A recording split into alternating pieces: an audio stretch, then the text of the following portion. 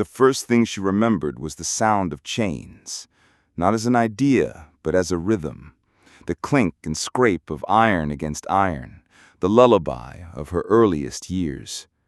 She never saw a sunrise without a master's shadow falling across it. Her name was Amara, and she belonged to a world that believed she was not a person, but property. The slave quarters were more than a home.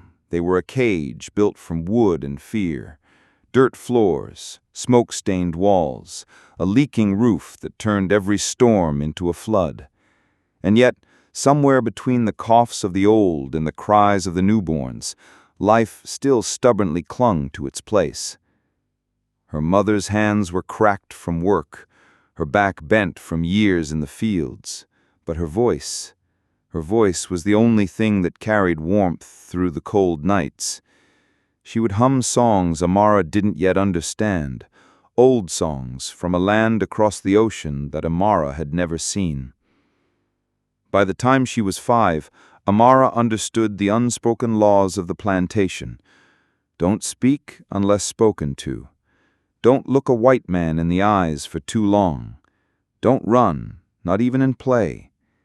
Every child learned these rules as quickly as they learned to walk. The master, Charles Whitford, was a man of perfect posture and perfect cruelty. He did not shout unless it was to humiliate. He believed in discipline as though it were a religion, and the lash as though it were scripture. His word was absolute, his punishments unchallenged. And yet, within Amara's young chest, there was a seed, something small, buried deep, that refused to die. She couldn't name it yet. Was it hope? Was it defiance? Or simply the stubborn truth that she was more than what they told her she was? Whatever it was, it stayed with her, even as the years ahead promised nothing but toil, pain, and the slow erasure of her name. The bell rang before the first light touched the horizon. It was not a call, it was a command. Amara, now 14, rose from the thin blanket that barely kept the night chill away. The air was still heavy with darkness as she joined the others, filing toward the fields. The cotton rows stretched endlessly, white bowls glowing faintly under the first breath of dawn. From a distance it almost looked beautiful, until you felt the barbs slice into your fingers. The work began at sunrise and would not end until the sun fell again.